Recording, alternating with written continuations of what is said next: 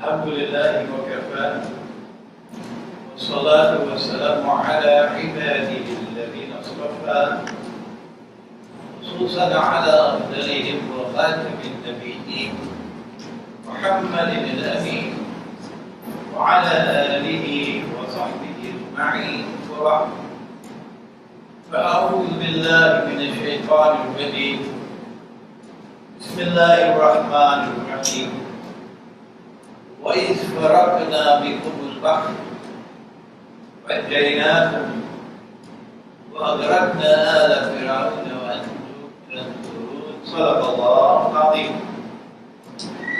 We begin with Allah's blessed name. We praise Him and we glorify Him as He ought to be praised and glorified. And we pray for peace and for blessings on all His noble messengers, and in particular on the last of them, all the blessed Prophet Sallallahu Alaihi Wasallam. Brothers and sisters here at the Masjid Jamia or Jama Masjid San Fernando, Assalamu alaikum wa rahmatullahi wa barakatuh. Our topic tonight is one of great importance, particularly for the time and the age which we now live. Known in Arabic as Akhiru Zaman, or the last age. Our topic is not only Ashura. No. Our topic is Ashura in the Quran and in the Sunnah. That is our topic. Ashura, of course, is the 10th day of the month of Muharram. The 10th night, which is followed by the 10th day of the month of Muharram, which is the first month in the Muslim lunar calendar. And there are several events which occurred on the 10th of Muharram. But our topic does not include all those events. We are concerned with Ashura in the Quran and Sunnah. Yes, we know that the grandson of the Prophet, Sayyidina Imam Hosein, alayhi salam, was martyred, became Sheikh. The blades of Karbala on the 10th of Muharram. We know that very well. And this was an event of supreme and abiding importance in the history of the Ummah. And of course, on another occasion, it will be a great benefit for us to recall that event and to analyze its implications. But that is not our subject tonight. Because the method of Sayyidina Imam Hosein alayhi salam on the 10th of Muharram is not a subject which is located in the Quran, and it is not a subject which is located in the Sunnah. I hope I've made myself clear. We mean no disrespect whatsoever to Sayyidina Imam Hosein radiallahu ta'ala. And I'm saying this in particular for my Shia brothers and sisters in Iran, that they will understand. Kindly seek to understand that our topic is Ashura in the Quran and Sunnah. Nabi Muhammad alayhi salatu wasalam made the hijrah from Makkah to Medina. And when he arrived in Medina, he found a very large community of Jews in Medina, Banu Israel. And he did several things when he arrived there which surprised them. He did things which made it clear, as plain as daylight, that this man could not have been other than the Prophet of the one God. He prayed not in the direction of the Kaaba, which is the center of the Arab world. No. He He prayed in the direction of Jerusalem. That was his Qibla. And that was the Qibla of the Jews. And number two, he fasted with the Jews on the days when they fasted, and in accordance with the law of fasting in the Torah. And that law, of course, we know it, sunset to sunset. No food, no drink, no wine. And when he did these things, it was as plain and clear as daylight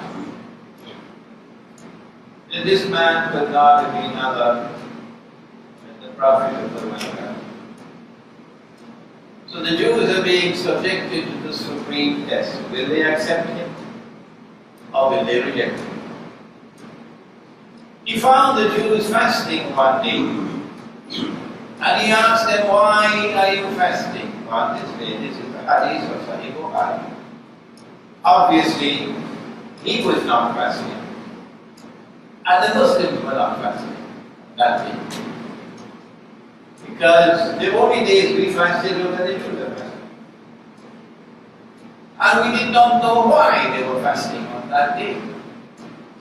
And they said, we are fasting on this day, the day of Ashura, as thanksgiving to commemorate that day. Which day? The day when the miracle occurred, when Allah subhanahu wa ta'ala parted the sea, the Red Sea. And Banu Israel were able to cross the Red Sea to safety. And when Pharaoh and his armed force attempted to follow them, to pursue them by crossing the Red Sea, then Allah caused the waters to come down upon them, and they were all drowned, including Pharaoh. And this is the verse of the Quran with which we began, Surah Al-Baqarah. Allah speaks at the beginning of the Quran, and He says, وَإِذْ فَرَقْنَا بِكُمُ الْبَحْرَ, and we caused the sea to part for you. وَأَغْرَقْنَاكُمْ وَأَنْجَيْنَاكُمْ, and we saved you. وَأَغْرَقْنَا آلَ فِرْعَوْنَ وَأَنْتُمْ تَنْظُرُونَ, and we caused Pharaoh and his armed forces to perish, to be destroyed. And it happened before your eyes. So they fasted as thanksgiving for that day. Today they still fasting, but they don't call it Ashura. They call it Yawm Kippur. But they still fasting on this day. But are they fasting on the 10th of Muharram? No, because their calendar and ours have gone different ways. So their Yawm Kippur and our Ashura are not on the same day anymore. The Prophet ﷺ responded when he heard their answer to his question. And he said, we have a greater right to Musa ﷺ than you do. And so he fasted, and he ordered the Muslims to fast. And so the fast of Ashura was a compulsory fast, not optional, not voluntary. The next year, during the month of Shaban, the fast of Ramadan came down. And when the fast of Ramadan came down, Allah made this fasting obligatory. So then the Prophet ﷺ made the fast of Ashura optional, voluntary. Because Ramadan is now compulsory.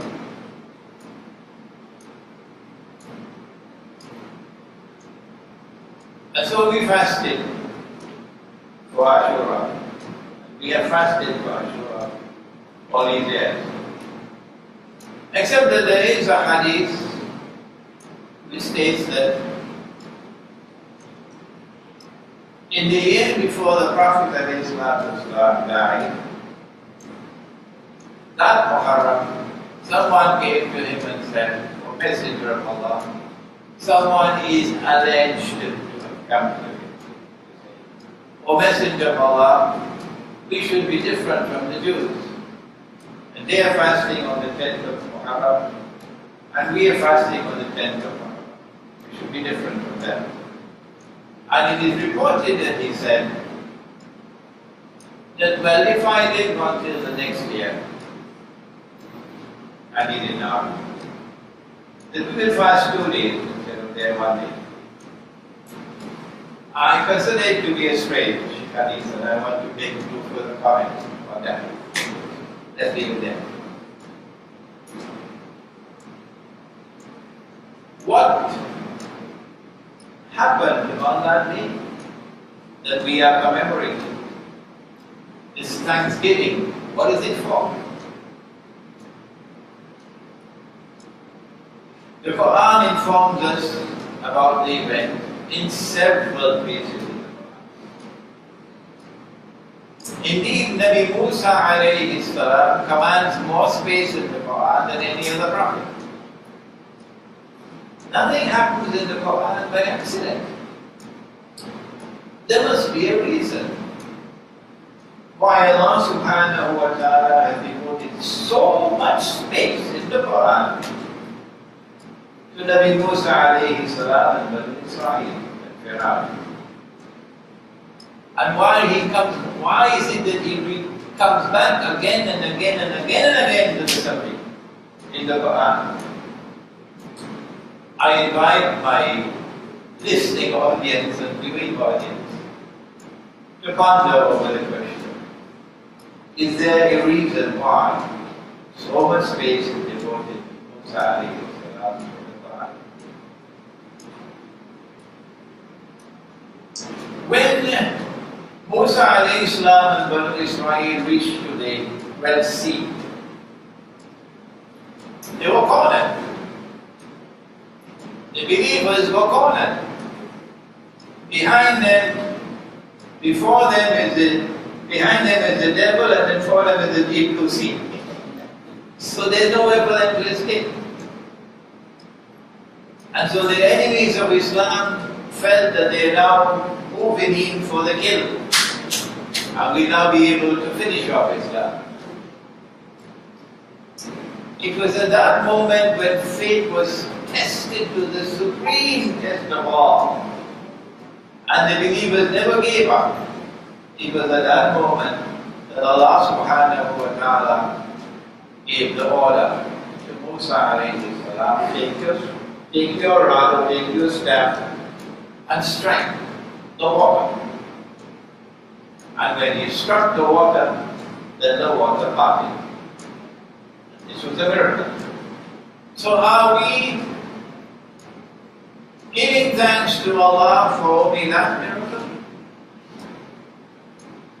The parting of the sea, and Banu Israel being taken to safety, and Allah then destroying the enemy? Or is there anything else that happened on that day and at that time? Let's see. Let's go to Surah Yunus. And no one knew what I'm now about to tell you. No one in the world knew, none of Banu Israel knew it, until the Quran was revealed.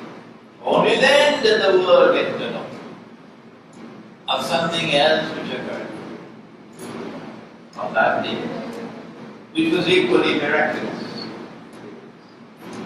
Underneath the water, Pharaoh is drowning. Prior to this, he declared, "Ana rabbukum al-a'la." I am the Lord God Most High. Familiar, we hear it for Washington all the time now. I am the Lord God Most High. But now he is dying. And so now he is forced to recognize, no, he is God. And at that moment of death, the veils are taken off the eyes. And he can see the truth that he could not see before. And he realizes that those who he was persecuting and oppressing, waging war against them, they had the truth. And that Musa alayhi salam was indeed a prophet of the one God. He realized that underneath the water. And so he declared his faith in the God of Israel underneath the water. Nobody knew that. No. Only when the Quran came down, we began to know about it for the first time. How did Allah respond? When Fir'aun declared his faith in the one God and in the religion of Ibrahim alayhi salam, the religion of Musa alayhi salam, listen carefully.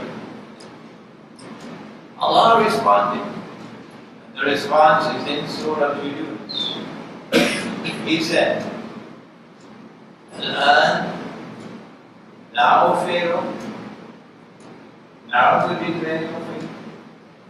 وَقَدْ عَصَيْتَ قَبْلُ, and before this, you were in obstinate, arrogant rejection. Now you did that. At the moment when people are dying, now you did that. وَكُنْتَ مِنَ الْمُفْسِدِينَ, and you were committing fasad. What is fasad? There are many kinds of sins that we commit, but not all of them are criminal acts. Some sins are crimes.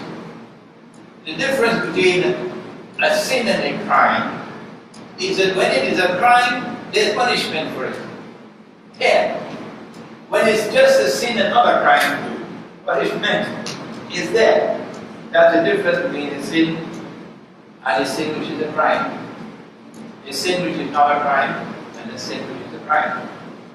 And in the penal code would mean the law of punishment. The penal code, the law of punishment.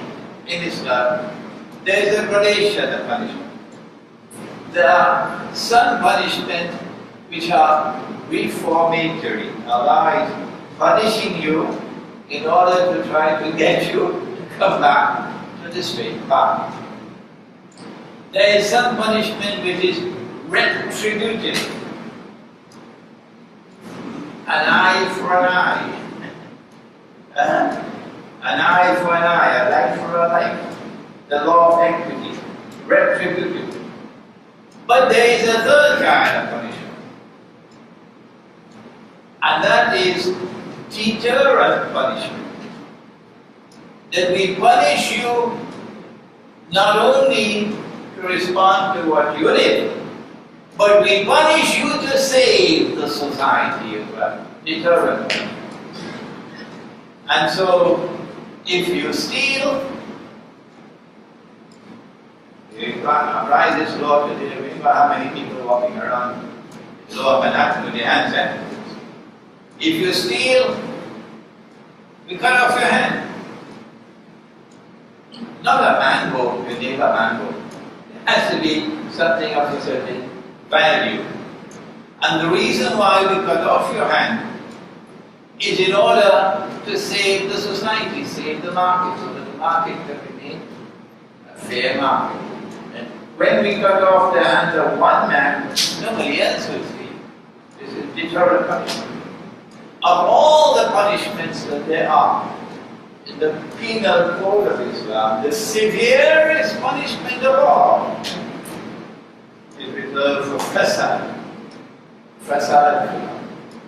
Fasad is that which corrupts and destroys. And Allah says that you are doing that. You engage in fasad. The punishment for fasad itself is created. But at the highest level of fasad, it is to cut off your hands and feet from opposite sides. So if you cut off the right hand, you cut off the left foot. And then crucify. Crucifixion doesn't have to be on a cross. Crucifixion could be on a date palm tree, for example, nail on a date palm tree. This is fasad. وَكُنْتَ مِنَ الْمُفْسِدِينَ. And Pharaoh, you are committing fasad.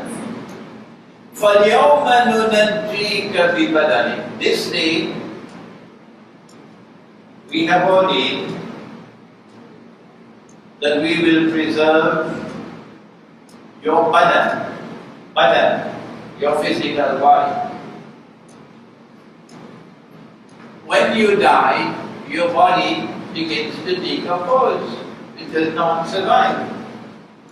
Eventually, if you are buried, the worms will eat it up, and only the bones will remain. But in this case, Allah is saying that I have decided that your physical body will be preserved. Why did He decide to preserve His body? That is a very important question. Why? And the answer is لِتَكُونَ لِمَنْ خَلْفَكَ آيَةً. لِتَكُونَ لِمَنْ خَلْفَكَ آيَةً. I am 71 years of age. I've had great teachers in life. I've traveled extensively. I have listened to scholars and scholars and scholars and scholars. I've read books and books and books and books. I yet have to find one scholar, one, who's analyzed this verse of the Quran. I cannot find one. لِتَكُونَ لِمَنْ خَلْفَكَ آيَةً.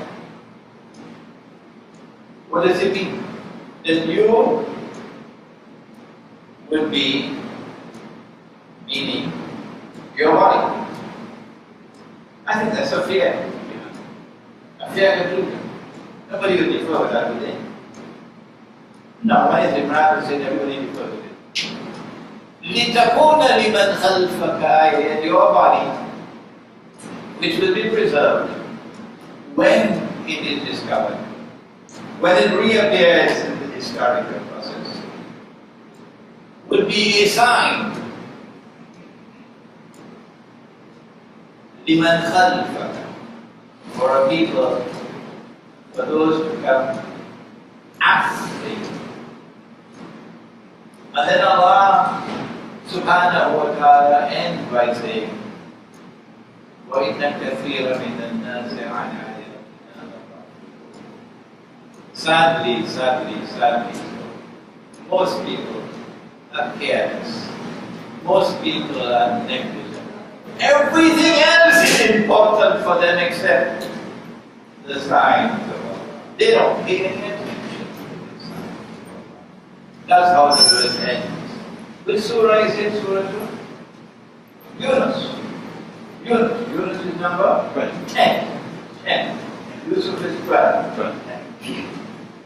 And so now, on Ashura, when we fast for Ashura, we are not only fasting to commemorate the parting of the sea, the miracle of the parting of the sea, which is an event which is located in the past.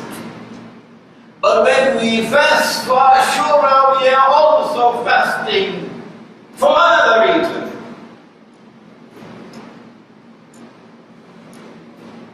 And I pray that these words may reach Iran. We are fasting because of a second reason, and that is the body of Iran, which is to be preserved. Was it preserved? Was it recovered? Will you not ask the question? Huh?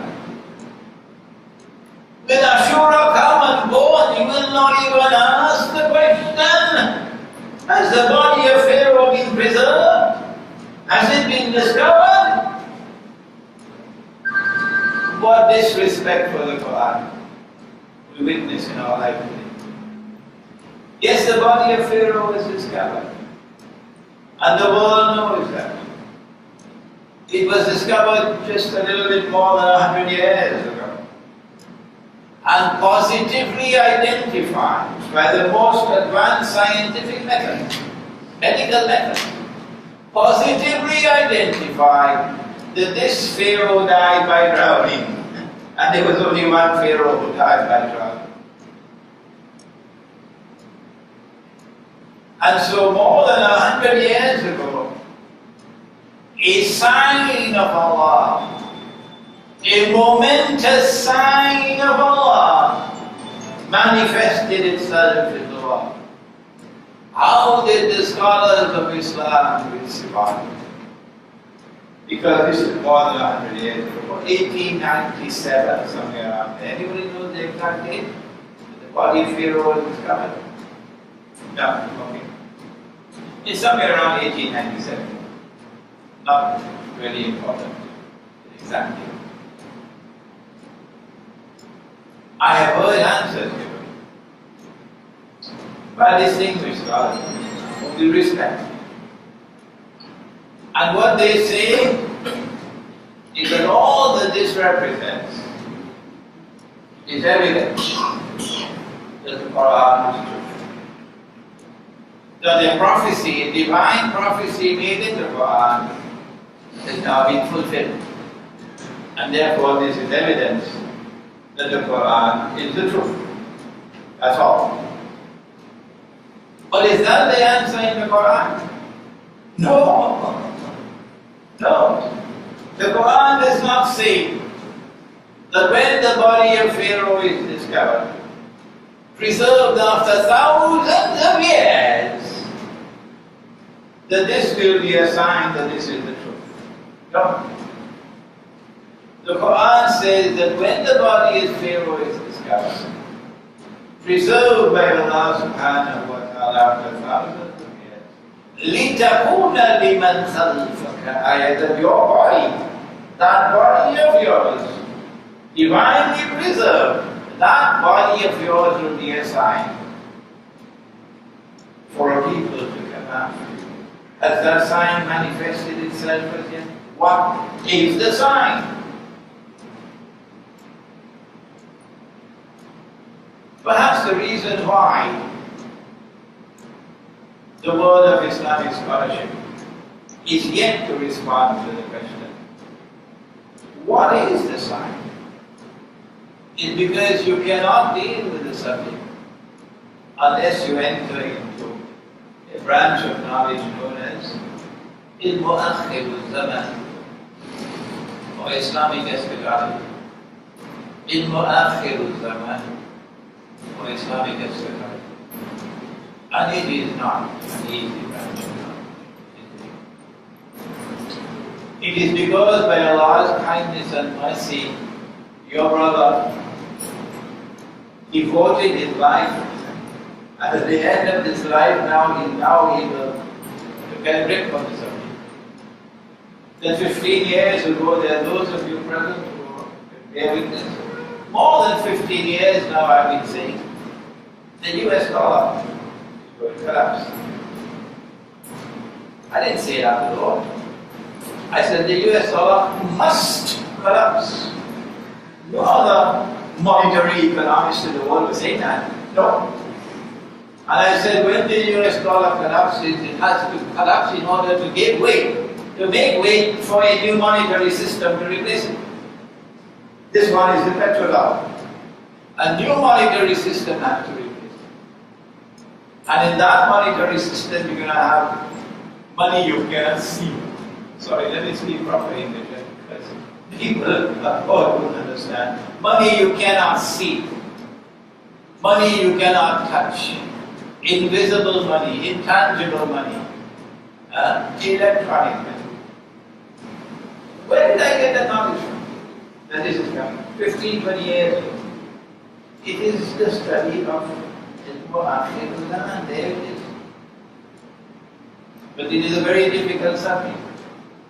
So let us now ask the question, what is that sign which will now manifest itself in the world when the body of Imran is discovered, as it was discovered in 1897? My answer is, and of course when I give my opinion, I ask you not to accept it until you are convinced that it is correct, out of respect for your own intellect. So when I give an opinion, I ask you not to accept it, unless and until you are convinced that it is correct. My opinion, and Allah knows best, is as follows. And when the body of Imran is discovered, it will represent a sign for that age in which it is discovered, that there will be a people in that age who will now follow in the footsteps of Imran, who will do what he did, who will live the way he did. And so the encounter between truth and falsehood,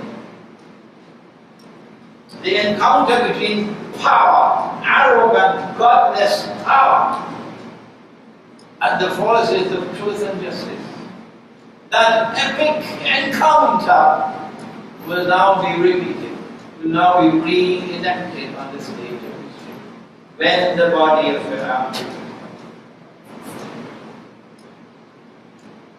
And in the same way that encounter ended with a divine intervention, a miracle, when the situation seemed absolutely hopeless. And now the believers are going to be destroyed. They're cornered. There is no way out. And all those who couldn't take it anymore have all fled and joined Pharaoh and now eating on his bread and jam and butter. And we the believers have stood still and said, no, we're not giving up. And the sea is there in front of us, and the devil is behind, and we caught it. But yet we will not. In the same way that Allah intervened at that time, Allah will intervene in Akhir. That time it was a sea party, and this time it will be the supreme sign of all. Which is the supreme sign of all? Let's backtrack. When Musa alayhi salam was sent to Pharaoh, go speak to him. And speak gently, layyina, qawlan layyina, speak gently to him, Musa. And I am sending Harun with you as well, because Musa alayhi salam had a little impediment of the tongue. And they went to Musa, to Pharaoh, and they invited Pharaoh to truth, and requested Pharaoh to allow Banu Israel to leave Egypt, return to the Holy Land. Pharaoh rejected. And we don't have the time tonight to go through that history. But then Musa alayhi salam said to him, but I've come with signs. He said, let me see your signs. And then the signs unfolded. How many was it? Help me somebody. 9 is correct. 9 signs. Sometimes difficult to remember the 9, so I wrote that down. The first one was, he threw his staff and it became a snake serpent. That was a momentous sign. It shook Pharaoh and his kingdom. Number 2, he put his hand underneath his arm and took it out, and it came out shining bright, but no illness, no blemish.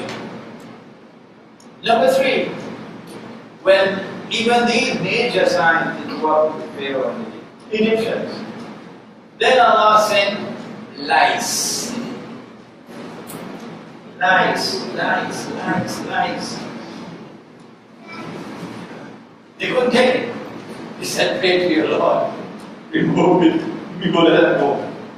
So when Allah removed it, they backtracked and said, we're not going to be trying. We couldn't let it go. And then came the number 4, frogs. You sit down to eat. Nice oil down.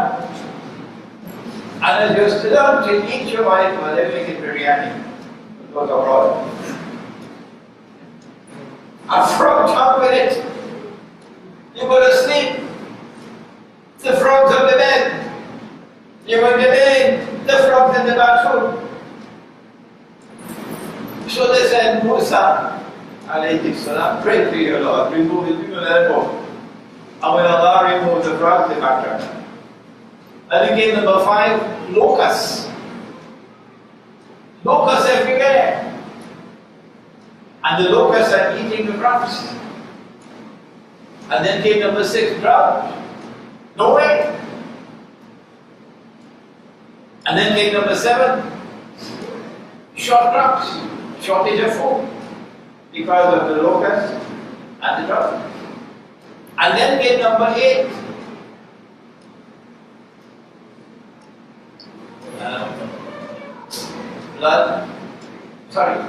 water turning to blood. Water turning to blood. When you take a bucket of water to take a bath, it's blood. Terrible, eh? And number 9 was floods. Well, you that over the floods now. Floods. So there were 9 of them. And number 10, of course, was the parting of the sea, which was the major one, but now it's not.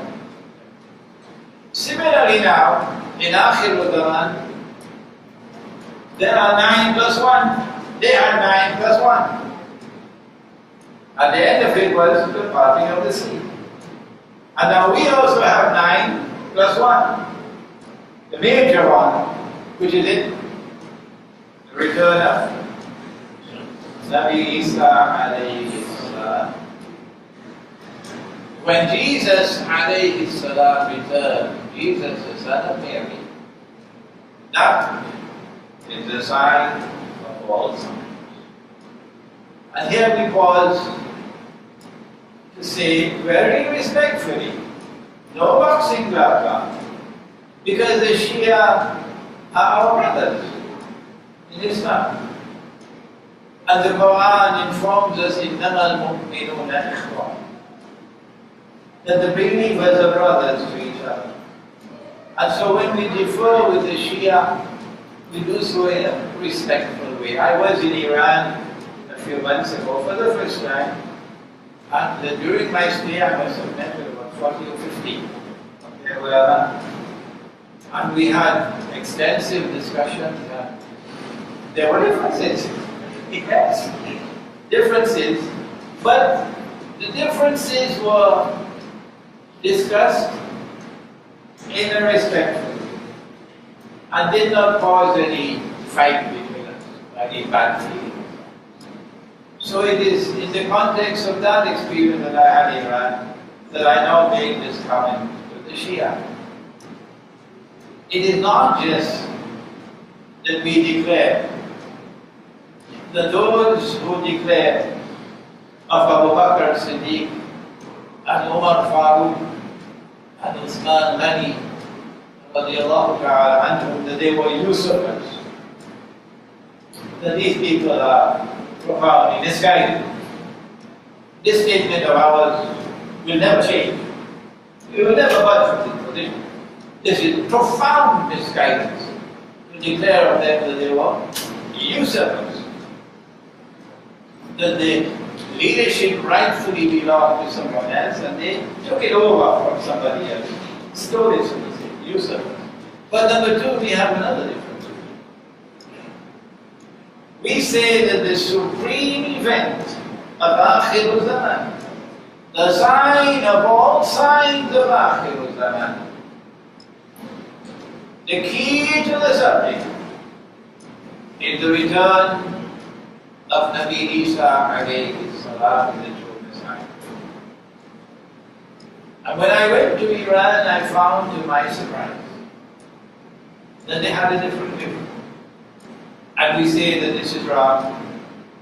And we say very respectfully that it is misguided. That for them the supreme event of Akhirul Zaman, which overshadows everything else, and everything else is connected to it, is the advent of Imam al-Mahdi. Imam al-Mahdi. Hassan is a very learned man, he knows his subject. But we have a third thing to share with the Shia, a difference of opinion, and of course we do it in a respectful way. And I hope that these words will reach them. We say that while the martyrdom of Imam Hosein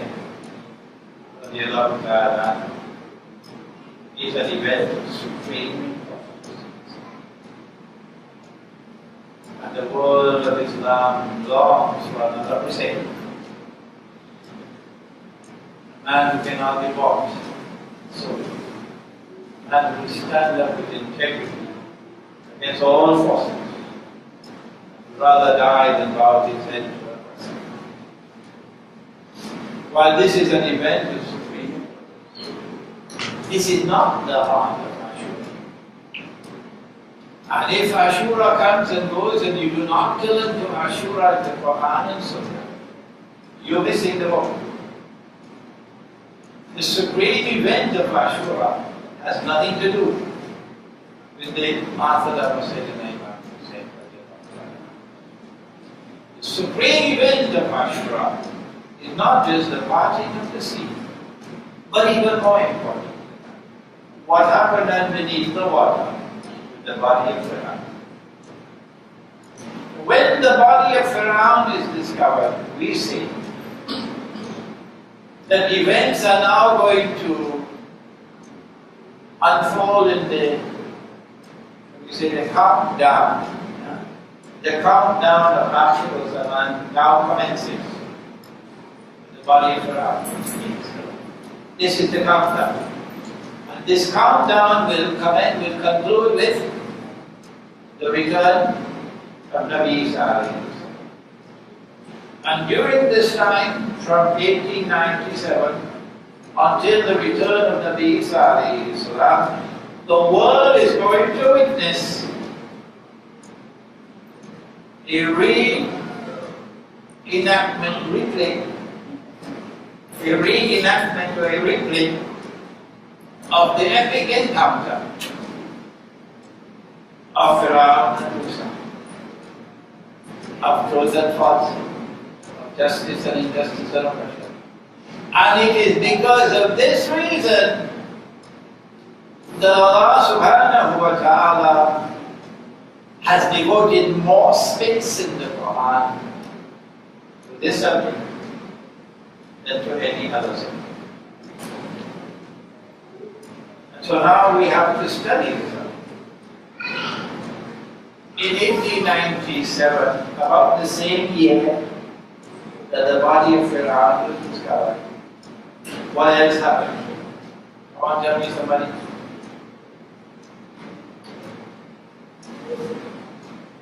Something else occurred in the world just about the same time, immediately after the body of Pharaoh was discovered. Something else occurred.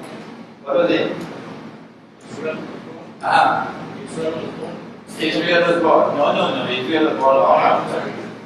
Long after. I can't ask if he had this or that. Answer? The Zionist movement was established in Basel in Switzerland.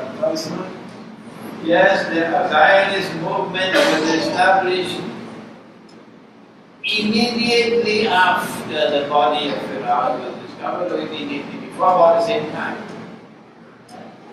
And so there is a link between Ashura, the discovery of the body of Fir'aun, and the birth of the Zionist movement. Before Fir'aun was drowned, he commanded power in the world. His armed forces controlled the world. And the forces of Musa alayhi salam and Banu Israel were like slaves. They built the pyramids and stuff. They had no power. So listen carefully now, because only Islamic eschatology can make this comment. Nobody else. If we had understood the subject, if the world of Islamic scholarship had understood the subject of Ashura and the implications of the discovery of the body of Iran, we would have known that we are now moving into a period of our history when we can no longer have power in the world. No, our condition in the world now will be similar to their condition. Musa alayhi salam and Banu Israel. In 1908, which is about only 11 years later, just about 11 years later, guess what happened in Constantinople? What happened to the scholarship in India? Were they not looking? There was a revolution in the Ottoman Islamic Empire in Constantinople, which was the capital. A young Turk revolution. As they took over power from the Khalifa and Sultan, they ruled the country. The young Turks were ruling the Ottoman Empire, not the Khalifa. The writing is on the wall for the Khilafah. And so, when the Muslims in India created the Khilafah movement, we touched on this subject last week in our lecture on the world of Islam 100 years ago. The totality of Islamic scholarship in India is at what? No other people in the world of Islam, no other people responded to the impending collapse of the Khilafah with greater effort and zeal than Indian Muslims. Indian Islamic scholarship. Search Arab Islamic scholarship and see if you find anything comparable. Go to al-Azhar University and see if you find anything comparable to Indian Islamic scholarship. And when we study the response of Indian Islamic scholarship, the leading scholars, including Iqbal, we do not see anyone with a recognition that based on the Quran, we no longer going to have the Khilafah. We will no longer have power anywhere in the world. We now going to enter into a period of our history similar to that period. Musa alayhi salam and Banu Israel. This is an implication, a sign for people to come after you. There is another implication, and that is that Banu Israel and the European Jews will now conspire to dismantle the Khilafah, and they succeed.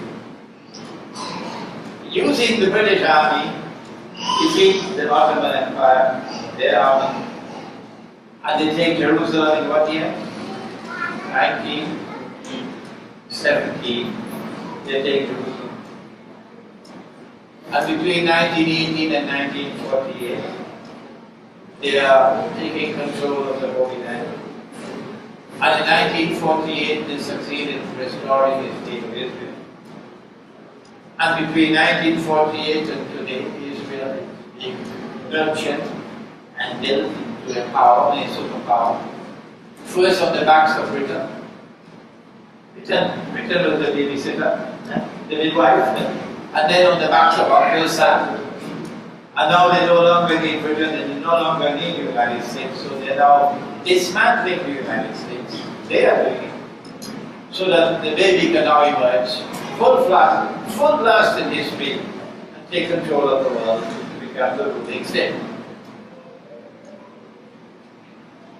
Why do they want to rule the world? Jerusalem in the Quran, my book Jerusalem in the Quran, some of you have read it, others have not read it. Please read it. The book at the back of the wall. Jerusalem in the Quran explains why they want to rule the world. Prophet ﷺ spoke 1400 years ago and described the man. He said, "You'll be a Jew, you'll be a young man, be powerfully built, you'll have curly hair," and it perhaps implies the curls inside which the Orthodox Jews are supposed to wear according to the Torah, according to the Torah. Then he'll have the word kafir on his forehead, he'll see with one eye, he'll die with the other eye. So this man will arise in Jerusalem and declare, "I am the Messiah, al-Masih." But we know that the Messiah is the son of Mary, Nabi Isa. So who is he? Answer, he be Dajjal. Dajjal. And only when he declares that I am the Messiah, and he rubs his hands and he says, "Mission accomplished." Only then. Only then. Number one, Imam al-Mahdi emerges. Number two, Nabi Isa returns and kills him. Number three, Gog and Magog are destroyed. In the same way that he committed fasad, so to this fasad is Gog and Magog. And then after that comes the coup de grace, when the Muslim army will liberate the Holy Land. And those who today are oppressing us and sending us to Guantanamo will be hiding behind trees and stones, said Muhammad alayhi salam. But they'll be on the run on that day. And the trees and the stones will say, "Muslim." The Jew hiding behind, "Come and kill me." A schoolboy will say the Quran is saying killing all Jews. That's schoolboy's argument. But proper authentic scholarship will say no. The Quran and the Prophet is referring to those Jews who are oppressors, not all Jews. And so when the body of Fir'aun is discovered, as it was in 1897, Ashura is saying to the world that there is now going to be a reenactment of that epic encounter, and a people who will live the way he lived and commit the oppression that he committed and target and oppress the believers as he did. Those people will now perish the way he perished. And at the very last moment, when they believe we now in for the kill, and Muhammad alayhi salatu wasalam and his ummah will now be history in the garbage bin. We finished with them. They're cornered. There's nowhere they will go, nowhere to hide. At that last moment, history repeats itself. And Nabi Isa alayhi salam returns.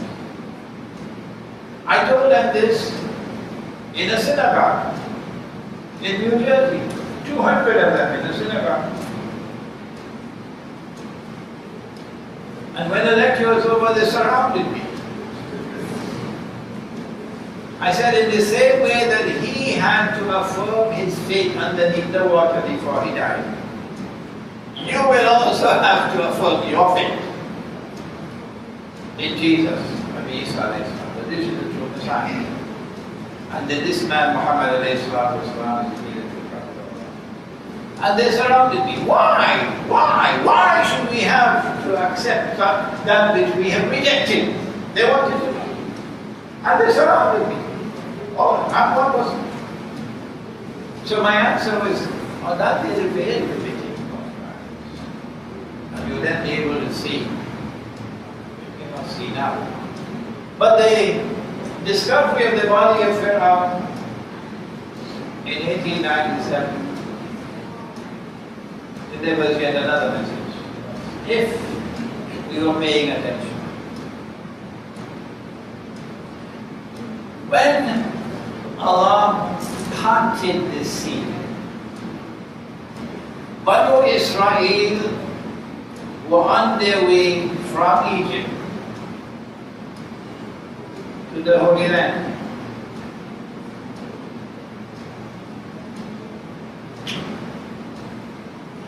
When the body of Pharaoh is discovered, that is a sign for a people who will come after, that the world will now witness once again the Jews making their way back to the Holy Land. We could have closed our eyes 110 years, 115 years ago. We could have closed our eyes and we could have seen ahead of us what was going to happen. And it did happen. What is the link between Banu Israel and the Holy Land? Did Allah give the land to them? The Bible says so. What does the Quran say? And what is the Holy Land? The Hindus have a Holy Land. They call it Bharat. And in that Bharat there is a holy city which is called Banaras. And in it there is a holy river called the Ganges. Similarly, the Jews, the Christians and the Muslims have a Holy Land. The Holy Land is not Makkah and Medina. The Holy Land is the land to which Ibrahim alayhi salam made hijrah when he left Babylon. They threw him in the fire and Allah saved him. But then he had to make hijrah. So he went up north with Lut alayhi salam, his nephew, the whole family. He went up north, there must have been animal-drawn carts, following the river.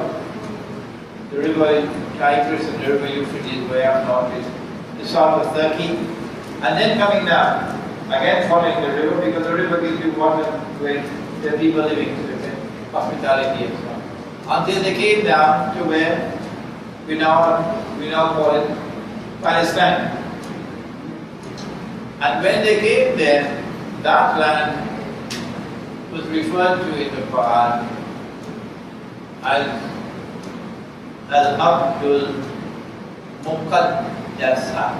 Al-Abdul Muqaddasa, the Holy Land. The Bible says that Allah gave the land to Ibrahim alayhi salam and to his seed. But while Ishaq alayhi salam is his seed, Ismail alayhi salam is not considered to be his seed. Why? In Allah's court, firstly, the Department of Gender Affairs of the University of the West Indies would not agree with me. But in Allah's court, you will be called by your name and your father's name. UWI Gender Affairs said this is discrimination. Why is God masculine? God should be considered to be feminine and have, what is the guardian? Feminine reproductive organs in the divine being. The publisher is the guardian. That's why UWI teaching. Your name and your father's name. So you are Ishaq, the son of Ibrahim alayhi salam, and Ismail, the son of Ibrahim alayhi salam. So he is the same. Both of them are the same. But they changed the rule. the Jews. They said, in order for to be a Jew, your mother must be a Jew. So bye-bye, Papa. You are a Jew because your mother is a Jew, not your father. They changed the rules. And they say his mother was an Egyptian slave, or bondwoman they call it. So he does not qualify as seed of Ibrahim. So he's excluded. So the Holy Land was given to Ibrahim alayhi salam and to his seed. And since his seed is only Ishaq alayhi salam, the Holy Land belongs exclusively to the Jews. They did more than that. Not only do they have exclusive rights to the Holy Land, but they also have unconditional eternal rights to it. Meaning, they could eat pork if they want to. The land is still theirs. They could worship gold if they want, gold stein and silver stein or whatever it is. The land is still theirs. Unconditional. It says so in the Torah. You are not given this land to possess it because of righteousness, said the Torah. No. Righteous conduct is not a condition. So you are a stiff-necked people. Meaning whether you are righteous or you are wicked, the land is still yours. Unconditional, eternal title to the Holy Land. The Quran does not accept that. No. وَلَقَدْ كَتَبْنَا فِي الزَّبُورِ مِنْ بَعْدِ الذِّكْرِ. And we put it down there in the Zabur which came down after the Torah. أَنَّ الْأَرْضَ يَرِثُهَا عِبَادِيَ الصَّالِحُونَ. That only my righteous servants can inherit the land, meaning the Holy Land. So this is false in the Torah. But I have a book entitled The Religion of the Abraham and the State of Israel. View from the Quran. We have a few copies in the back. That book explains the subject. But the Quran tells us something more. It confirms that the land was given to them. That's theirs. Where does this do that? In Surah Al-Ma'idah. In Surah Al-Ma'idah, Musa alayhi salam speaks to Banu Israel after they had crossed the Red Sea, after he had gone up the mountain, received the 10 Commandments, after he had come back down and found them worshipping a golden calf. After all of these things, he then said to them, Ya qawmi kulul abdal muqaddasat allati kataba Allah lakum. O my people, come on. Let us now fight and enter into the Holy Land, which Allah gave to you, which Allah gave to you. So, at the time when Musa alayhi salam parted the sea, they were on their way to the Holy Land. Now when the body of Fir'aun is discovered, they will once again be on the way to the Holy Land. And that is where they are now. But that's not the end of the story. You have to.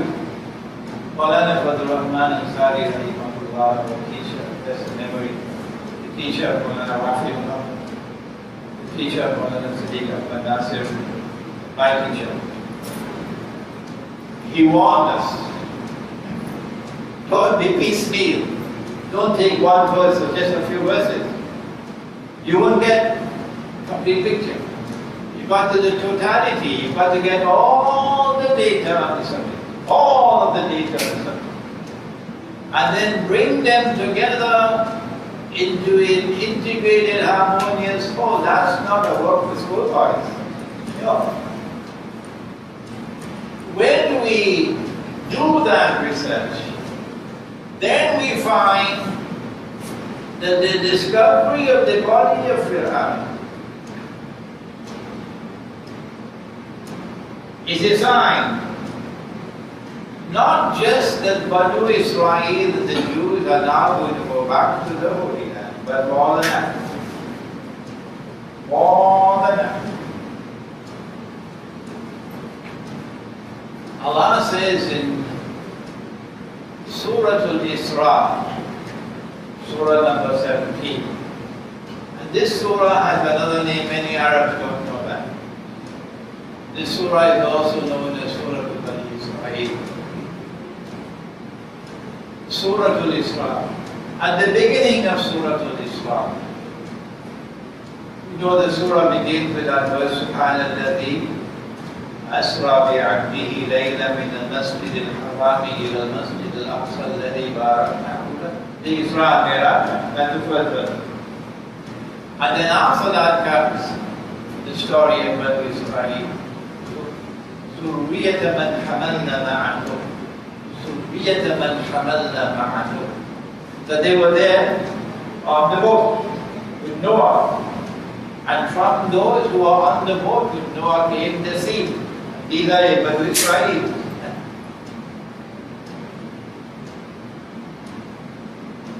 That they will commit fasad in the land. لَتُفْسِدُنَّ فِي الْأَرْضِ مَرَّتَيْنِ وَلَتَعَلُنَّ عُلُوًّا كَبِيرًا. And we will be quickly arrogant, proud, puffed up, committing fasad. The verses which follow are verses on which Islamic scholarship has found difficulty to come to a uniform explanation. So even the greatest of scholars are differing as to whether both the periods of fasad have already gone, or that which came before is the first fasad and this is the second one. My opinion, and Allah knows best, is I hold the view of those who say no, both have gone already. The first one was when they changed the word of Allah. Allah has prohibited riba, money being lent on interest. And 50, 60 years ago, Trinidad was different, you know. We had leaders in this country, who were real leaders at that time. Today, I don't know what we have. 50, 60 years ago, there was a man in Cuba who used to lend money on interest.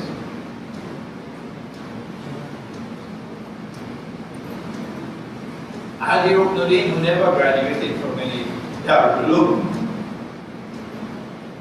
Haji Ruknuddin spoke to the man and told him this is haram stuff. The man didn't listen. So the leader of this Muslim community gave an order. No one is to eat in that man's home. No one is to accept any money from that man. Even if he comes to the masjid with a bag full of money, no one is to accept it. And guess what? The Muslim community of Trinidad and Tobago were different in those days. Now it's different. Brother, just write the check, the man. We don't care about where the money comes from. Just write the check. That's then, and this is now. So they changed the word of Allah. And they made it halal for example, to lend money and interest. Not the Jews, but the those who are Jews. And made many other changes. And this was fasad, the highest degree. And Allah responded. He sent an army, a Babylonian army. And that army destroyed the state of Israel, which was built by Sulaiman alayhi salam, Dawood alayhi salam, and took Banu Israel into slavery in Babylon, in Iraq. That was the first Masada. And then Allah sent help to them, and they were able to come back. Rebuild the masjid. The masjid was destroyed, and the masjid was rebuilt. And they're now trying and struggling to restore themselves to the Holy Land. When came the second fasad, and they started killing the prophets of Allah. وَقَتْلِهِمُ الْأَنْبِيَاءِ. And the crown of all was when they boasted, we killed him. We crucified him. Nabi Isa. And this was the second fasad. Then Allah punished them with a Roman army. Second one. And again the masjid was destroyed. And again they were driven out. وَقَطَعْنَاهُمْ فِي الْأَرْضِ أُمَمًا. But this time they were dispersed all four corners of the world. Dispersed. وَقَطَعْنَاهُمْ فِي الْأَرْضِ أُمَمًا. And a ban was placed on them, you can never return to reclaim Jerusalem. There's a ban. Where is that in the Quran? Surah Al-Anbiya.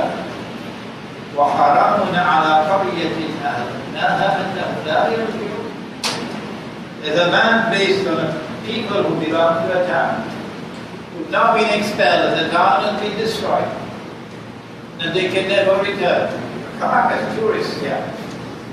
But you cannot return to reclaim this town and this land as your own. No, you cannot. Hatta, until when? إِذَا فُتِحَتْ يَأْجُوجُ وَمَأْجُوجُ وَهُمْ مِنْ كُلِّ حَدَبٍ يَنْسِلُونَ. Until God and Nazar are released, not sent, released, futihat, released, and they descend from every height of the spread out in every direction. My book is written, an Islamic view of God and Nazar in the modern world. It was written since 2009, that is what, 4 years? 4 years ago. The world of Islamic scholarship. Get up with this. That God and God now control power in the world. Yeah. When Allah placed that ban on them, then they cannot return to the Holy Land. He also said, وَإِنْ عُدْتُمْ عُدْنَا. Meaning when God and Magog are released, God and Magog make the way for you to come back. If you return with your oppression and wickedness, عُدْنَا, we will return with our punishment. So when the body of Pharaoh was discovered about 150 years ago, this was a sign from above that the world is now going to witness not only the return of the Jews to the Holy Land, but more than that. That this return to the Holy Land will be accompanied with punishment. That if you return with your arrogance and your oppression, we will return with our punishment.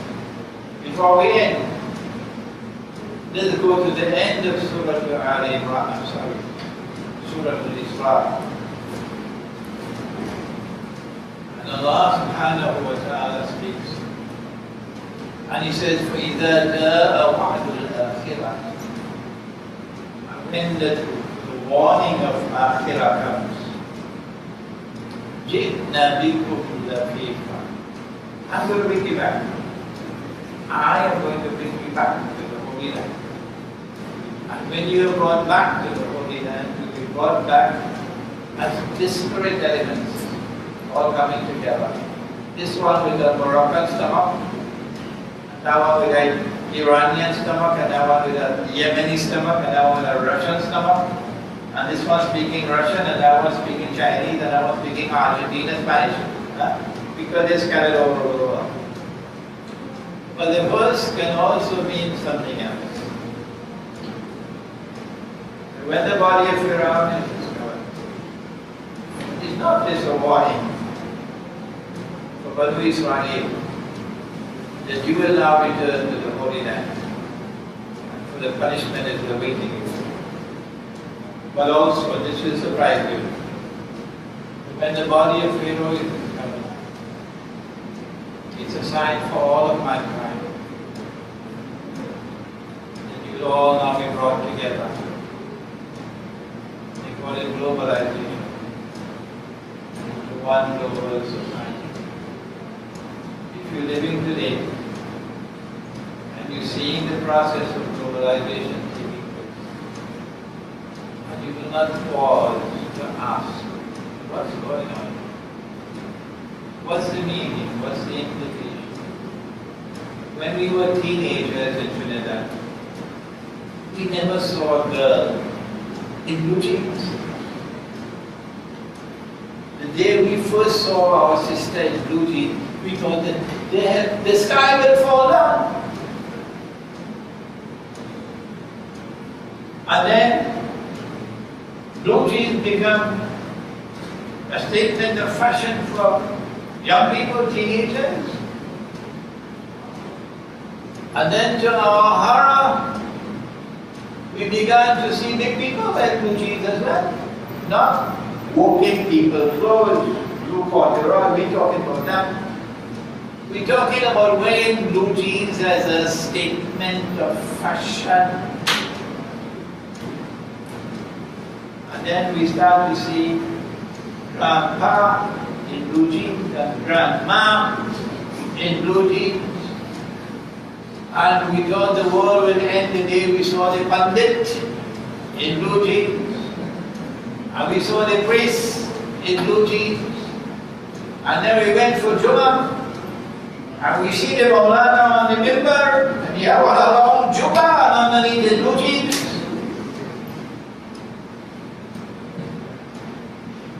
Is this happening by accident? Will we not pause for one moment and ask the question, is this happening by accident? Or is there an explanation? Is there a sign? If we want an answer, it is the Quran we have to go to. Quran was not given to us just to recite for the dead, you know. You are the Quran came down as guidance, Huda. And it came down as Tibyanan likulli shay. It came to explain all things. We want to end with this warning, as we have done with Ashura tonight, explaining to you what you probably never heard before, about the implications of Ashura. That we will pay a terrible price if we do not return to the Quran to study. Not just to recite the Quran. Trying to finish the Quran once a month at least, every month to finish. Do it with the Lunar month. This is Muharram. So by the end of Muharram, you finish the whole Quran, cover to cover. And then Safar comes, and you finish the whole Quran in Safar. And then Rabiul Awwal comes, you finish. So by the end of the year, you finish the whole Quran, you recited it 12 times. I tell you, you will sleep more peacefully. When your head put on the pillow, you will sleep more peacefully when you recite the Quran regularly. But the Quran didn't come merely to be recited. The Imam is reciting the Quran in Salah. And when the Salah is over, we ask you, what did the Imam say? And you say, I don't know about a nice tune. I don't know about a nice tune. If we remain like that, we have a price to pay. The Quran came as guidance. The Quran came to explain all things, tibyanan likulli shay, and we have tried in this lecture. We have used the Quran to explain a very important part of the world today. And here is the warning, and it is in Surah Al-Furqan, and this is we will end. It's a complaint in the Quran. Who is complaining? Nabi Muhammad ﷺ is complaining in the Quran. So these words are from Allah and they are put on the lips of the Prophet ﷺ. And who is he complaining to? He is complaining to Allah subhanahu wa ta'ala. Who is he complaining about? You and I. He's complaining about us. And he says, Ya Rab, oh my Lord God, Inna qawmi, surely my people,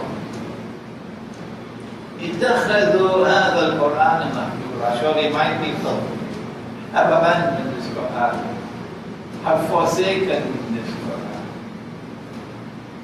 Those are very heavy words. We pray that Allah subhanahu wa ta'ala may bless the efforts of all those who now, with sincerity in their hearts, return to the Quran and strive and struggle in the same way that you strove and you struggle in your business and in your university studies and to do your PhD or whatever it was.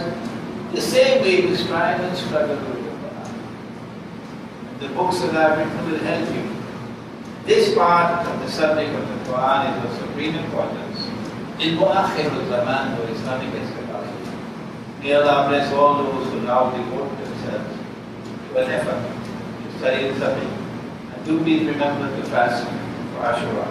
ربنا تقبل منا إنك أنت السميع العليم وتب علينا يا مولانا إنك أنت التواب الرحيم برحمتك يا أرحم الراحمين آمين. You have a strong comment which is already said. Alleged that hadith, where Muhammad was questioned. It is alleged. There are hadiths which are fabricated. Oh yes. And how will we recognize the fabricated hadith? Maulana Fadl Rahman al-Sari rahimahullah gave us a methodology. The hadith is in conflict with the Quran. The Quran sits in judgment of the hadith. He said this is Quranic foundation, at the beginning of Quranic foundation. So when the hadith says, this is Sahih Bukhari, that Aisha radiallahu ta'ala who says that Nabi Muhammad married me when I was 6 years of age. Huh? We say no? That can't be true. That's fabricated. That's fabricated. Why? It is in conflict. Similarly, with this hadith, I'm not saying that this hadith is fabricated. No. I did not say that. I'm saying that I have no further comment to make on the hadith. None. That's all. Any questions?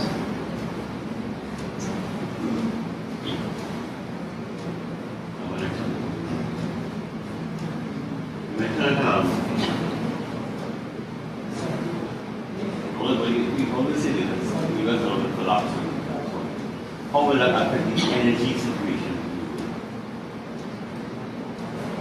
And to respect oil and gas prices.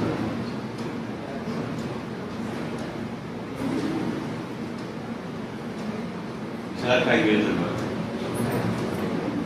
Yeah.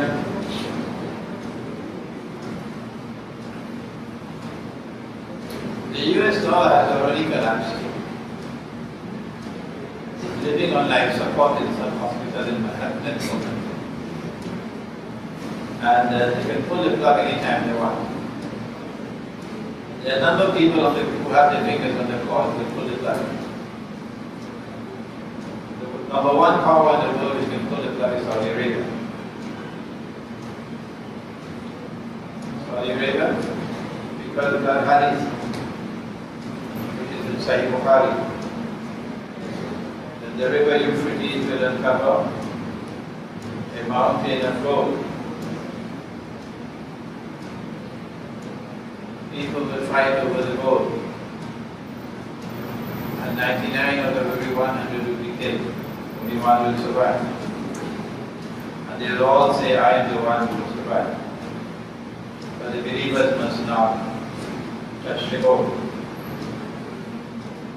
And we have offered an interpretation of the hadith. And when we give our opinion, we say, please don't accept it. So you are convinced that it is correct. That it is not the mounting of the metal that the Prophet is talking about. The Salafi of us, using Salafi methodology, are waiting for a mountain of the metal to come out of the river.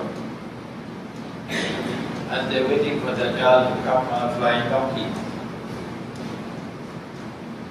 We say no, the mountain symbolizes, this is ta'weel or interpretation. The mountain symbolizes a vast quantity.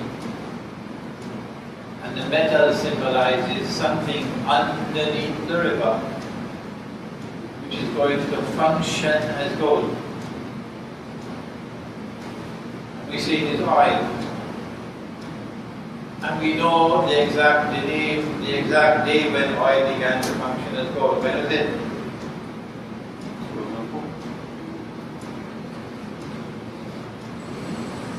From 1944 to 1970, the world of money created by the Zionists, this bogus and fraudulent and utterly corrupt monetary system, was built on the Bretton Woods Accord, which gave us the International Monetary Fund, and which gave to the US dollar the preeminent position. But in 1970, as a consequence of French intervention, which commenced with Charles de Gaulle, who challenged the Bretton Woods Accord, or considered it to be unjust. And the only two world leaders who publicly challenged the monetary system, only two. The second one, I met with him. And he and I were sitting together, and I told him, I said, you'll be only the second one. Charles de Gaulle was the first one. France, and Dr. Muhammad Mahathir, Malaysia, was the second. When France challenged them, and they couldn't take the challenge anymore, they had to renege on their obligations under Bretton Woods and the International Monetary Fund to redeem gold, redeem dollars to gold. So Bretton Woods collapsed in September 1970. When Richard Nixon said, we gave our word, but we're not going to keep our word. like a Muslim fellow in Charlie gave his word and decided he don't want to keep his word. And put a stain now on the entire Muslim community. A stain. When Bretton Woods collapsed, then the US dollar was in no man's land. And if it had been attacked seriously, it could have collapsed. But between 1970 and 1973, that attack did not take place because there is no default. 1973, the Zionists organized the October War, the Young People War, with the Arabs and Israel. And the Zionists were on both sides of the war. On this side they had Anwar Sadat in their pocket. And on that side was Israel. And they played the war to a draw. So both sides could come out looking good. And after the war, during the war, they knew because Faisal had been threatening that he would do it, and they wanted him to do it. Faisal, Malik Faisal, rahimahullah, imposed an oil boycott on the United States. And there were lines of gas stations mile long to get gas in the United States. And the price of oil escalated by 400%. From $3 a barrel to 12. 400%, 3 to 12. And the US dollar collapsed by 400%. The US dollar was trading at $40 to 1 ounce of gold. And it dropped to $160 to 1 ounce of gold. And so the oil producing countries are now getting rich. And the hadith looks as though it's going to be fulfilled. Which hadith? The time will come, said the Prophet ﷺ, when a man will go searching for somebody to accept his zakat, and he cannot get anybody to accept his zakat. Except maybe a Bangladeshi tribe or Indonesian people, Devina people, the slaves. So you can't get anybody to accept your zakat, said the Prophet. So the Arab oil producing countries suddenly find their wealth multiplied 4 times, 400%. That was when Kissinger went to Faisal and made a deal with Faisal. Faisal, he studied the subject, didn't understand what was happening, and he agreed. All that you have to do, Faisal, is to declare, make the announcement that Saudi oil will be sold for only USD. If you want to buy the oil, you can buy it, but you must pay for it in USD. And he fell for it. And you're going to become fabulously rich, because the price of oil is going to be going up and up and up and up and up. Even the US dollar will be going down and down and down and down and down. But we don't care, because it's free. You can print as much US dollars as you want. The sky is the limit. So long as there's demand for the US dollar in the market. And the biggest commodity traded in the world market is oil. So when the US dollar becomes the trade currency for trade, traveling, I'll get USD. You want to import and export, you need USD. The international currency. You become fabulously rich. And then you could use that wealth, of course, to support the Zionist cause. They're doing it in Syria now, as they did in Libya. Bankrolling this Yankee jihad. So the US dollar in 19th century became the petrodollar. And oil is now functioning as gold. That's the hadith. Sahih Bukhari. The collapse of the dollar was predictable. It's going to go down and down and down and down and down. The TT dollar is linked to the US dollar. As the value of the money collapses, the prices are keep on going up, up and up and up and up.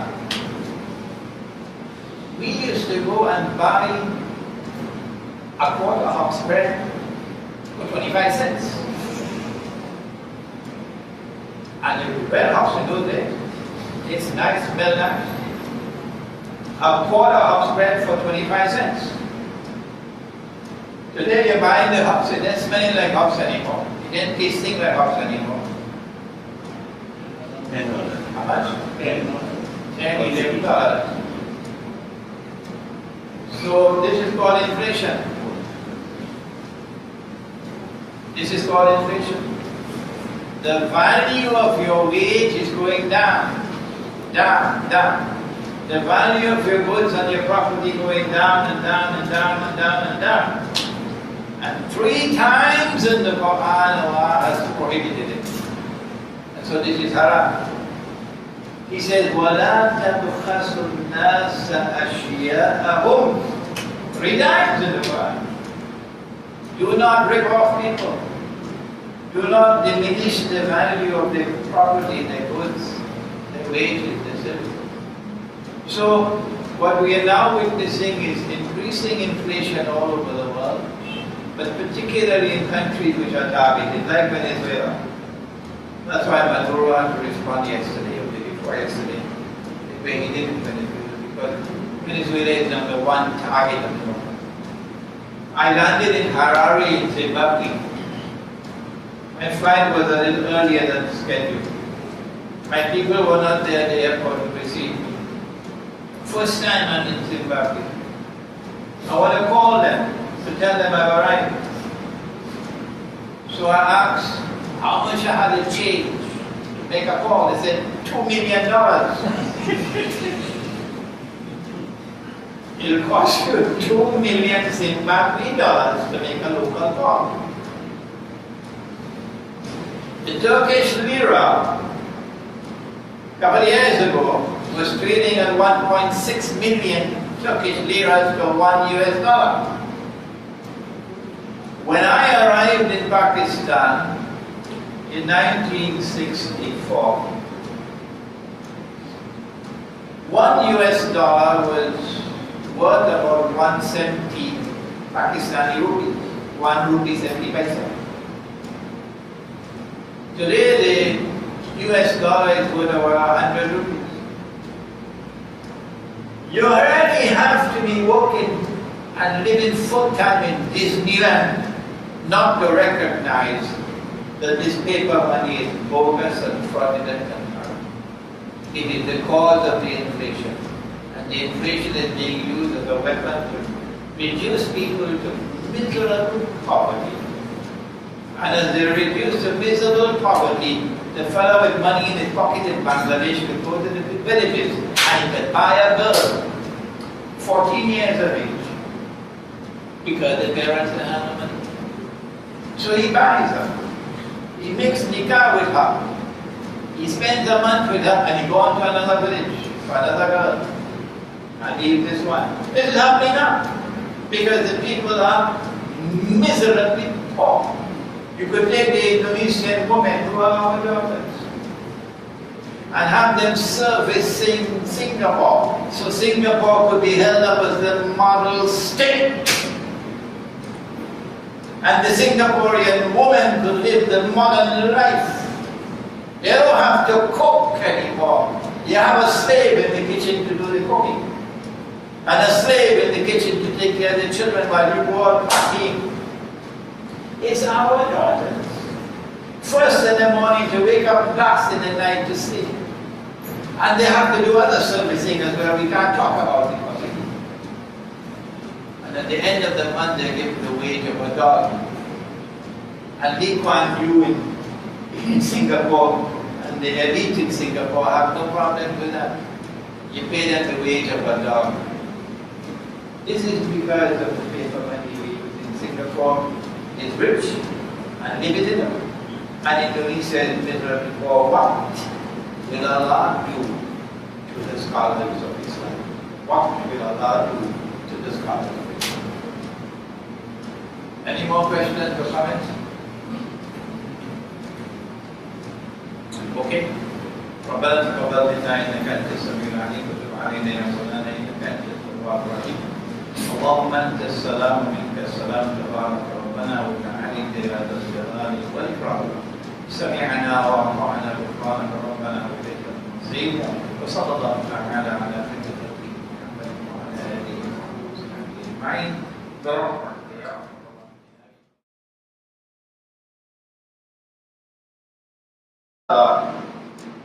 The Prophet of the one God. He prayed not in the direction of the Kaaba, which is the center of the Arab world. No. He prayed in the direction of Jerusalem. That was his Qibla. And that was the Qibla of the Jews. And number two, he fasted with the Jews. on the days when they fasted, and in accordance with the law of fasting in the Torah. And that law, of course, we know is sunset to sunset. No food, no drink, no wine. And when he did these things, it was as plain and clear as daylight that this man could not have been other than the Prophet of Allah. So the Jews are being subjected to the supreme test. Will they accept him or will they reject him? He found the Jews fasting one day, and he asked them, "Why are you fasting on this day?" This is the hadith of Sahih Bukhari. Obviously, he was not fasting, and the Muslims were not fasting that day. Because the only days we fasted were when the Jews were fasting. And we did not know why they were fasting on that day. And they said, "We are fasting on this day, the day of Ashura, as thanksgiving to commemorate that day." Which day? The day when the miracle occurred, when Allah subhanahu wa ta'ala parted the sea, the Red Sea. And Banu Israel were able to cross the Red Sea to safety. And when Pharaoh and his armed force attempted to follow them, to put them by crossing the Red Sea, then Allah caused the waters to come down upon them. And they were all drowned, including Pharaoh. And this is the verse of the Quran with which we began, Surah Al-Baqarah. Allah speaks at the beginning of the Quran, and He says, وَإِذْ فَرَقْنَا بِكُمُ الْبَحْرَ, and we caused the sea to part for you. وَأَغْرَقْنَاكُمْ وَأَنْجَيْنَاكُمْ, and we saved you. وَأَغْرَقْنَا آلَ فِرْعَوْنَ وَأَنْتُمْ تَنْظُرُونَ, and we caused Pharaoh and his armed forces to perish, to be destroyed. And it happened before your eyes. So they fasted as thanksgiving for that day. Today they still fasting, but they don't call it Ashura. They call it Yawm Kippur. But they still fasting on this day. But are they fasting on the 10th of Muharram? No, because their calendar and ours have gone different ways. So their Yawm Kippur and our Ashura are not on the same day anymore. The Prophet ﷺ responded when he heard their answer to his question. And he said, "We have a greater right to Musa alayhi salam than you do." And so he fasted, and he ordered the Muslims to fast. And so the fast of Ashura was a compulsory fast, not optional, not voluntary. The next year, during the month of Shaban, the fast of Ramadan came down. And when the fast of Ramadan came down, Allah made this fasting obligatory. So then the Prophet ﷺ made the fast of Ashura optional, voluntary. Because Ramadan is now compulsory.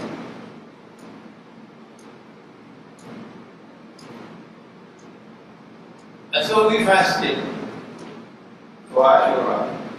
We have fasted for Ashura all these years.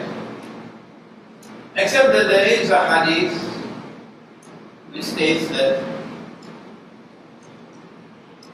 in the year before the Prophet died, that Muharram, someone came to him and said, "O Messenger of Allah, someone is alleged to have come to him. O Messenger of Allah, we should be different from the Jews. And they are fasting on the 10th of Muharram, and we are fasting on the 10th of Muharram. We should be different from them. And it is reported that he said that, well, if I live until the next year, and he did not, that we will fast 2 days instead of their 1 day. I consider it to be a strange hadith, and I want to make no further comments on that. Let's leave it there. What happened on that day that we are commemorating? This Thanksgiving, what is it for? The Quran informs us about the event in several places in the Quran. Indeed, Nabi Musa alayhi salam commands more space in the Quran than any other prophet. Nothing happens in the Quran by accident. There must be a reason why Allah subhanahu wa ta'ala has devoted so much space in the Quran to Nabi Musa alayhi salam and Bani Israel and Fir'aun. And why is it that he comes back again and again and again and again to the subject in the Quran? Alhamdulillah wa kafa, wa salatu wa salamu ala ibadihi alladhina asrafa, khususan ala afdalihim wa khatamin nabiyyin محمد الأمين وعلى آله وصحبه أجمعين وبعد. فأعوذ بالله من الشيطان الرجيم. بسم الله الرحمن الرحيم. وإذ فرقنا بكم البحر فأنجيناكم وأغرقنا آل فرعون وأنتم تنظرون. صدق الله العظيم. We begin with Allah's blessed name. We praise Him and we glorify Him as He ought to be praised and glorified. And we pray for peace and for blessings on all His noble messengers, and in particular on the last of them, all the blessed Prophet Muhammad sallallahu alayhi wa sallam. Brothers and sisters here at the Masjid Jamia or Jama Masjid San Fernando, Assalamu alaikum wa rahmatullahi wa barakatuh. Our topic tonight is one of great importance, particularly for the time and the age which we now live. Known in Arabic as Akhiru Zaman, or the last age. The topic is not only Ashura. No. Our topic is Ashura in the Quran and in the Sunnah. That is our topic. Ashura, of course, is the 10th day of the month of Muharram. The 10th night, which is followed by the 10th day, the month of Muharram, which is the first month in the Muslim lunar calendar. And there are several events which occurred on the 10th of Muharram. But our topic does not include all those events. We are concerned with Ashura in the Quran and Sunnah. Yes, we know that the grandson of the Prophet, Sayyidina Imam Hosein alayhi salam, was martyred, became shaheed, the plains of Karbala on the 10th of Muharram. We know that very well. And this was an event of supreme and abiding importance in the history of the Ummah.